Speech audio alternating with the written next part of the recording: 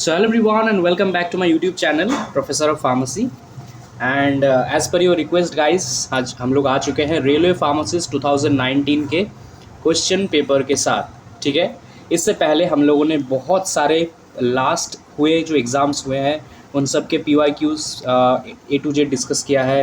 कुछ के अभी चल रहे हैं, जैसे DSSSB का स्टार्ट किया है मैंने अभी, फिर अपने जो UP NHM है उसका मैंने स्टार्ट किया है। एंड इन सब पे रिक्वेस्ट था कि रेलवे फार्मासिस्ट एग्ज़ाम आ रहे हैं, फिलहाल इस पे फोकस करते हैं। तो मुझे भी यही लगता है कि अभी इसी पे फोकस करना चाहिए। जैसे इस वीडियो के कमेंट पे अगर किसी ने आप में से एम्स एग्ज़ाम दिया, रिसेंटली जो एम्स CRE एग्ज़ाम हुआ, अगर आप में से दिया तो मुझे शेयर ज़रूर करना अपना एक्सपीरियंस कि एम्स CRE का क्वेश्चन पेपर कैसा था, थोड़ा डिटेल में बताना कमेंट बॉक्स पे, है ना। या फिर कुछ लिंक्स भी मिल जाएंगे मेरे इंस्टाग्राम फेसबुक का, वहाँ पे भी बता सकते हो कैसा रहा आपका एग्ज़ाम या फिर कैसा पेपर था, थोड़ा शेयर करना। ठीक है, ओके। चलिए, रेलवे फार्मासिस्ट 2019 अब होने जा रहा है। रेलवे फार्मासिस्ट 2025 पे आपका एग्ज़ाम फिर कब होगा पता नहीं, तो यही आपका मौका है। And previous year question paper समझ लो, क्योंकि ऐसे टाइप के क्वेश्चन ही अगेन आपके आने वाला है रेलवे में, है ना। सबसे पहला क्वेश्चन है यहाँ पे, hammer mill works on the principle of. Hammer mill, ठीक है, हैमर मिल, बॉल मिल, ओके, ये सभी जो मिल्स हैं, इन सब का जो लाइक प्रिंसिपल है अच्छे से कर लेना। ठीक है, एंड ड्राइंग, जितने भी ड्राइंग या फिर ड्रायर है, जैसे फ्लूइडाइज बेड ड्रायर, इन सब के बारे में इनको अच्छे से कर लेना आप लोग इंजीनियरिंग से पार्ट से। ठीक है, तो कॉम्प्रेशन होगा, कटिंग, इम्पैक्ट एंड एट्रिशन। तो यहाँ पे हैमर मिल काम करते हैं इम्पैक्ट पे, ठीक है, जो फोर्स दिया जाता है। Next question, enamel is constituent of. अभी आपने जो टीवी में आप ऐड देखते हो एनामेल को रिलेटेड, है ना, जितने भी टूथपेस्ट वगैरह है, तो रिलेटेड क्या होगा, teeth. Next question, question number 3, यहाँ पे आपका एनालिटिकल पार्ट से, in differential thermal analysis also known as the DTA, a record is made of the energy inputs, moisture difference, mass difference, temperature difference. क्या होगा इसका answer, temperature. जैसे thermal है ना, तो रिलेटेड है टेम्परेचर। ऐसे याद रखना क्वेश्चंस को, क्वेश्चंस में ही आंसर छुपे रहते हैं। Next question, question number 4, estimation of the serum creatinine. काफ़ी इंपॉर्टेंट क्वेश्चन है guys. Serum creatinine is considered to be more reliable indicator for the evolution of creatinine, या फिर सीरम क्रिएटिनिन लेवल किससे related है, gastric नहीं, lungs तो बिल्कुल नहीं, लिवर भी नहीं, तो किडनी रिलेटेड होता है क्रिएटिनिन, है ना, क्रिएटिनिन होता है kidney related. Okay, angioedema is the adverse drug reaction affecting the. अब समझ लो यहाँ पे जो एंजियोडेमा है, OEDEMA, ये होता है एक एडवर्स ड्रग इफेक्ट जो स्किन को इफेक्ट करता है सबसे ज़्यादा, including the eyes and lips also.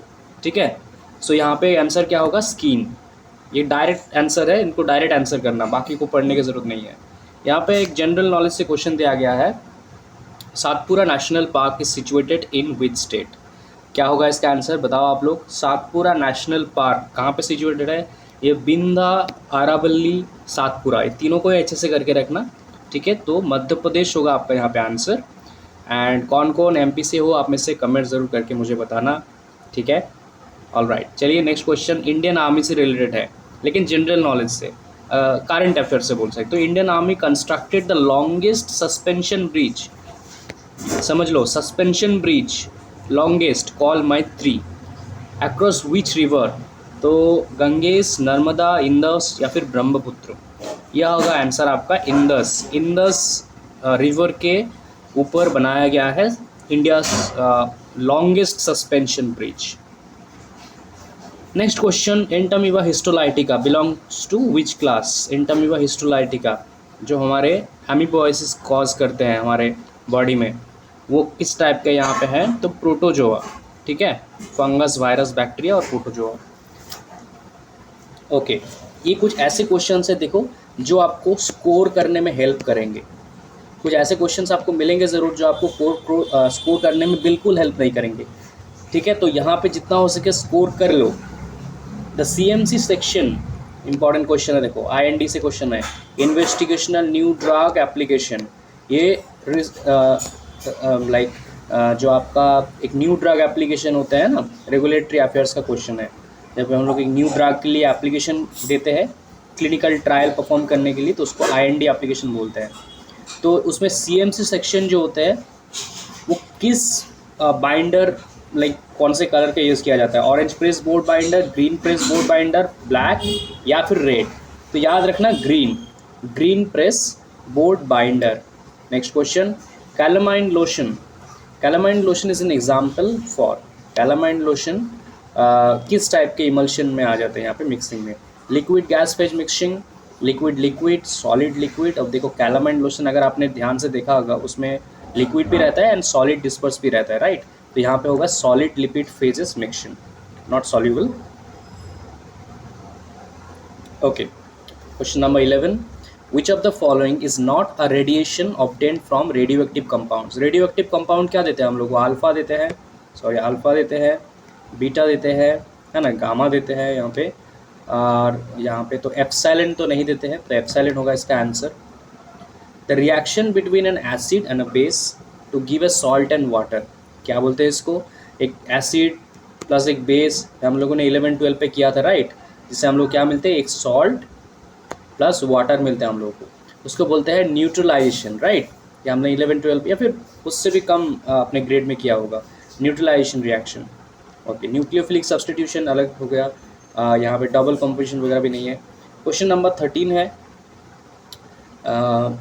According to the drugs and cosmetics act 1940 and rules 1945, the insulin preparations should be stored at a temperature of, so insulin preparation store किया जाता है normally 2 to 8 degree centigrade, जिसको cold एक weather बोला जाता है, मतलब temperature. एक होता है 8 to 25 जिसको कूल बोलते हैं, और कि 25 तो आपको पता ही होगा रूम टेम्परेचर होता है, right. All right, next question number 14, heterocyclic compounds are, heterocyclic compounds आपको पता होगा जिसमें एक हेटेरोसाइक्लिक होते हैं, एक कंपाउंड जिसमें हेटेरोसाइक्लिक एक कुछ होंगे, है ना, जैसे ऑक्सीजन हो गया, सल्फर हो गया, या फिर नाइट्रोजन हो गया कार्बन के साथ, तो वो नॉर्मली होते हैं साइक्लिक कंपाउंड्स। अब वो एलिसाइक्लिक भी हो सकता है, एरोमेटिक भी हो सकता है ना, तो नॉर्मली वो साइक्लिक कंपाउंड्स ही होते हैं। यहाँ पे एक क्वेश्चन जो मैं आप सबके लिए यहाँ पे पुट करना चाहूँगा, क्योंकि ये क्वेश्चन यहाँ पे सॉल्व करना थोड़ा सा मुश्किल है। तो मैं यहाँ पे क्वेश्चन कैसे होगा एंड बाकी जो मतलब चीज़ें हैं मैं आपको थोड़ा सा यहाँ पे लाइक फिर भी बता दे रहा हूँ कि आपको कैसे इसका सॉल्व करना है, ठीक है। ओके, सो यहाँ पे क्वेश्चन क्या पूछेगा एक बार हम लोग देख लेते हैं। By selling a CPU, okay, selling of CPU rupees 6785, तो 6785 रुपीज़ में हमने एक CPU को सेल किया है। A man makes a profit 15%, इससे हम लोग को प्रॉफिट मिला है 15% का। At what price should in sell it to make it 15% profit, तो 25% प्रॉफिट करने के लिए कितने प्राइस में उसको सेल करना होगा। तो देखो यहाँ पे आपको मैं थोड़ा बता दे रहा हूँ कैसे आपको करना है, बाकी आप लोग खुद करना है इसको। यहाँ पे कहाँ पे करूँ मैं, ठीक है, थोड़ा यहाँ पे कर लेते साइड पे। तो देखो कॉस्ट प्राइस दिया है, कॉस्ट प्राइस होता है अपना CP, वो कितना है 6785। आई होप समझ में आ रहा है आपको, थोड़ा थोड़ा देख लो, ट्राई कर लो। CP कॉस्ट प्राइस, ठीक है, और प्रॉफिट कितना यहाँ पे है 15%। तो सेलिंग प्राइस क्या होगा आपका, selling price cost price plus 15% of CP, तो ये प्लस 15/100, तो यहाँ पे अपना हो जाएगा कितना, मान लो कैलकुलेटर से देखना पड़ेगा एक बार, है ना, ऑलमोस्ट मान लो यहाँ पे 7802 ऐसे कुछ। तो हम लोग को अभी ढूंढना है कि सेलिंग प्राइस क्या होगा इन केस ऑफ 25% प्रॉफिट, ठीक है। तो in case of selling price is equals to cost price plus 25% of cost price, right. तो कॉस्ट प्राइस अपना कितना है यहाँ पे 6785, ठीक है, 1.25 5 टाइम्स ऑफ 1.25 25%, मतलब 1.25 यहाँ पे हो गया। तो यहाँ पे आंसर होगा ऑलमोस्ट आपका 8 सेलिंग प्राइस यहाँ पे 25, ठीक है। अभी कैलकुलेशन यूज़ करना होगा, तो आप लोग इसी प्रोसेस से कर लेना इसको, एंड मुझे आंसर बताना ज़रूर इसका क्या हो रहा है, ठीक है। मतलब 25% प्रॉफिट में आपका यहाँ पे कितने प्राइस में सेल करना होगा। तो सेलिंग प्राइस आपको निकालना है, पहले से आप लोग कॉस्ट प्राइस निकाल लो, फिर उसको यूज़ करके सेलिंग प्राइस निकाल लो सेकेंड बार, जब यहाँ पे 25% आपका यहाँ पे प्रॉफिट है। चलो इसका आंसर मुझे बता देना आप लोग कमेंट बॉक्स में, ठीक है, इसी मेथड से। Next, willingness to strive for the goals of a particular group is termed as. थोड़ा इंपॉर्टेंट क्वेश्चन है, क्या पूछेगा यहाँ पे, willingness to strive for the goals of a particular group, constitution, halo effect, morale and appraisal. So इसको बोलते हैं morale, okay. Next question, question number 17, aspirin should be used with caution in case of fever, headache, asthma या फिर tachycardia. So asthma के case में हम लोग इसको कॉशन देते हैं, right. Next question, the band of the coloured components, very important question and easy question. जो कलर्ड कंपोनेंट्स होते हैं उनके जो बैंड होते हैं, राइट, उसको क्या बोलते हैं हम लोग, कलर के क्या बोलते हैं उसको। इजी क्वेश्चन है, आप लोग बताओ यहाँ पे क्या होगा। उसको बोलते हैं हम लोग स्पेक्ट्रम, एक कलर के स्पेक्ट्रम बोलते हैं हम लोग, है ना, स्पेक्ट्रम, राइट। नेक्स्ट क्वेश्चन पे चलते हैं हम लोग, क्वेश्चन नंबर 19।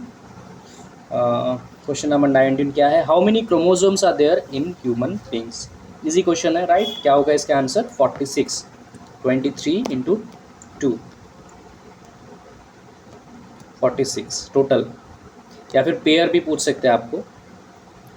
नेक्स्ट क्वेश्चन आपका यहाँ पे है, Patna city is situated on the bank of which river. क्या होगा इसका आंसर। जो बिहार के स्टूडेंट हो आप सब बताओ पहले इसका आंसर क्या होगा कमेंट बॉक्स में, है ना। लेकिन मैं आप सबको बता दे रहा हूँ, इसका आंसर होगा द गंगेस, ओके।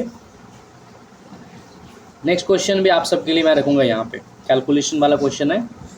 तो क्वेश्चन हम लोग सबसे पहले क्वेश्चन को स्टडी करेंगे, ठीक है, देखेंगे क्वेश्चन क्या है, फिर उसका आंसर करने का मैं आपको थोड़ा सा मेथड आपको थोड़ा बता दूंगा। तो ऐसे क्वेश्चंस आपको डेफिनेटली मिलने वाले हैं, तो आपको रेडी रहना है, ठीक है, इन सब आंसर्स के लिए, मतलब क्वेश्चंस के लिए। 2 bells ring at intervals of 94 second and 54 seconds. तो 2 यहाँ पे बेल है जो रिंग होते हैं eight interval of 94 second and 54 second. If they both ring at 10 o'clock in the morning together, after how many seconds they will ring again together, ठीक है। सो 25। तो देखो पहले आपको क्या करना है, मैं आपको बता दे रहा हूँ क्या क्या गिवन है, पहले देख लो बताया क्या क्या गया है। एक तो बताया गया है कि 94 सेकेंड इंटरवल और एक है अपना 54 सेकेंड इंटरवल में रिंग होते हैं bells. We need to determine how many second they will ring together again. पहले इनका एलसीएम निकाल लो, ठीक है। एलसीएम पता है ना, least common multiple of 94 and 54। LCM निकाल लो, एलसीएम कितना होगा इसका, तो इसका एलसीएम हो जाएगा 2538, ठीक है। सो क्या होगा इसका आंसर, 2538 यहाँ पे है ऑप्शन यस। सो इसका आंसर बहुत सिंपल है, इन सब का एलसीएम निकाल लो, highest power of all prime factors जैसे एलसीएम हम लोग निकालते हैं, राइट, 94 एंड 54 का ऐसे करके निकाल के ये देखना हो रहा है कि नहीं। चलो नेक्स्ट क्वेश्चन पे चलेंगे हम लोग। यहाँ पे नेक्स्ट क्वेश्चन क्या है, अगेन एक इसी टाइप का क्वेश्चन है।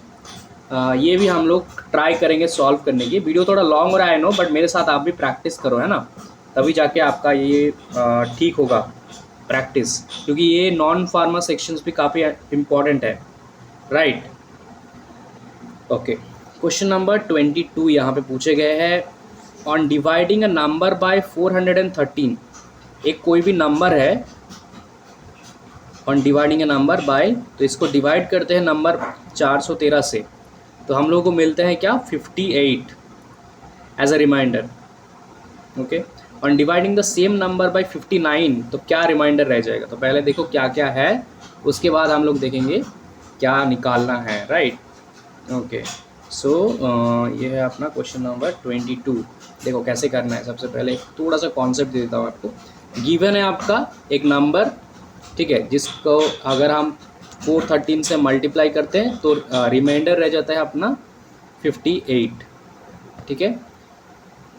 एंड उस सेम नंबर को अगर हम लोग बाय 59, तो हम लोग को न्यू रिमाइंडर जो रहेगा उसको निकालना है, ठीक है, ठीक है। सो यहाँ पे देखो, since 413 is a multiple of 59, okay. 413 जो है ये 59 के मल्टीपल है। कैसे निकलता है, 59 इंटू 7 करके देखो, आपका यहाँ पे आ रहा है 413। तो हम लोग ऐसे लिख सकते हैं, राइट, कि 413 इज इक्वल्स टू 59। एक बार मैं फ्रेश करके दिखाता हूँ। हम इसको ऐसे लिख सकते हैं कि 413 is equals to 59 into 7, right. तो मान लो यहाँ पे मैं जो नंबर है वो n, राइट, तो n is equals to 413k plus 58, ये होगा आपका मेन इक्वेशन। यहाँ पे when n is divided by 15, जब n को हम लोग 59 से डिवाइड करते हैं, लाइक यही तो पूछे गए हैं, तो n by 59 equals to 413 plus 58 divided by 59, दोनों साइड कर रहा हूँ मैं, है ना।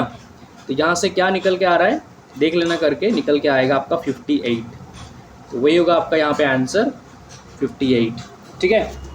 चलो ये सब आपको प्रैक्टिस करना है, मैंने थोड़ा सा आपको बता दिया। 23 क्वेश्चन नंबर क्या पूछेगा एक बार देख लेते हैं। The Chadha calf is related to which game. तो फुटबॉल, क्रिकेट, ये सब तो आपको पता ही होगा कि ये सब नहीं है, राइट। चेज और बैडमिंटन में हो सकता है आपको थोड़ा सा कन्फ्यूजन हो, लेकिन चड्डा काफ is related to badminton, okay, याद रखना। The transformation of the larva into an adult through drastic changes is called, काफ़ी इंपॉर्टेंट क्वेश्चन है, इसको बोलते हैं मेटामॉर्फोसिस, याद रखना। जो लार्वा से एक एडल्ट ट्रांसफॉर्मेशन हो रहा है उसको मेटामॉर्फोसिस बोलते हैं। Liquid membrane system are also known as, याद रखना अच्छे से, ये क्वेश्चन काफ़ी इंपॉर्टेंट है आपका। लिक्विड मेम्ब्रेन सिस्टम्स को बोलते हैं मल्टीपल इमल्शन। मुझे भी पहले लगा था कि इसका आंसर एक्वाजोमी होगा, लिक्विड है तो, लेकिन ऐसा नहीं है। लिक्विड मेम्ब्रेन सिस्टम को बोलते हैं multiple emulsion, also known as. Which is a synthetic polymer, इनमें से सिंथेटिक पॉलीमर कौन सा, राइट। ग्लियडिन है यहाँ पे, चिटोसान है, कैप्रोलेक्टोन है, एंड यहाँ पे पुल्लालन है, ओके। तो यहाँ पे इसका करेक्ट आंसर होगा ऑब्वियसली कैप्रोलैक्टोन, है ना, कैप्रोलैक्टोन, यही से समझ जाना आप, सिंथेटिक बोला गया है, लैक्टोन ही होगा। नेक्स्ट क्वेश्चन, स्प्रेडिंग कोएफिशिएंट, ये भी वेरी इंपॉर्टेंट क्वेश्चन है। Spreading coefficient is a factor to be considered in the preparation of, याद रखना। स्प्रेडिंग कोएफिशिएंट क्या चीज़ है, सबसे पहले देखो, अगर हम कभी कुछ लोशंस को यूज़ करते हैं ना, तो लोशंस हम लोग कहाँ पे यूज़ करते हैं, हमारे स्किन पे, तो स्किन पे कितना अच्छे से वो एब्जॉर्व होगा, है ना, कितना अच्छा उसका एमुलेशन होगा, पावर, ये सब कुछ रिलेटेड है स्प्रेडिंग कोएफिशिएंट से। कितना अच्छे से वो स्प्रेड हो जाएगा स्किन में, डिज़ोल्व हो जाएगा, मतलब, है ना, जैसे एक लोशन का काम ही होता है वही, तो लोशन से रिलेटेड है अपना spreading coefficient. The ratio by number of atoms, ये काफ़ी इंपॉर्टेंट एंड ईजी क्वेश्चन है। तो हम लोगों को पता है H/O कितना रहता है, अगर आप एटॉम ऑफ वाटर दोगे तो हाइड्रोजन 2 रहता है और ऑक्सीजन 1 रहता है, तो क्या होगा 2:1, right. Magnesium sulphate is also known as, important है मैग्नीशियम सल्फेट, ठीक है, अच्छे से याद रखना। मैग्नीशियम सल्फेट को क्या बोलते हैं? Rochelle salt, Epsom salt, flowers of sulphur, limestone. Limestone तो बिल्कुल नहीं है, फ्लावर ऑफ सल्फर भी बिल्कुल नहीं है, इसको बोलते हैं Epsom salt. I hope so, Rochelle salt नहीं है। And internal device which can be use to store information. Computer से क्वेश्चन है, देखो आपका कंप्यूटर से। तो इंटरनल डिवाइस बोला गया है, देखो एक्सटर्नल नहीं। सीडी हम लोग बाहर से पुट करते हैं, तो सीडी नहीं। यूएसबी ड्राइव भी बिल्कुल नहीं। फ्लॉपी डिस्क भी एक समय यूज़ होता था, फ्लॉपी डिस्क, वो भी नहीं। तो हार्ड ड्राइव होता है एक कंप्यूटर का जो सिस्टम में रहता है, इंटरनल मेमोरी बोला जाता है, right. Next question, capsid. Capsid is present in, capsid आप सबको पता होगा, पार्ट है, पार्ट ऑफ द सेल, लेकिन हर किसी में नहीं होता, हर मतलब माइक्रो ऑर्गेनिज्म में। तो किस में होता है यहाँ पे? Protozoa, bacteria, fungi and virus. So capsid होता है वायरस में, ऑप्शन डी। नेक्स्ट क्वेश्चन आप सबके लिए है, ये मैं आप सबके लिए छोड़ रहा हूँ। 1950 इतने boys and 1300 girls, okay, are examined test.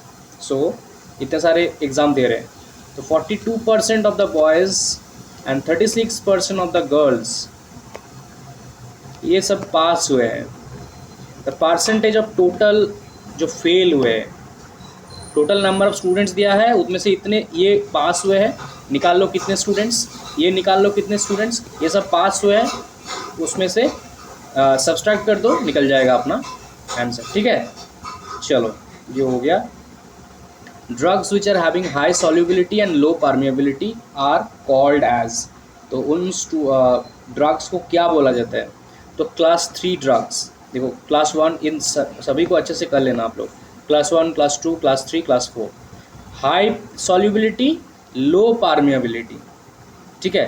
एक होता है हाई सॉल्युबिलिटी, हाई परमिएबिलिटी, ऐसे ऐसे होते हैं। चलो यहाँ पे हो गया हाई सॉल्युबिलिटी, लो परमिएबिलिटी।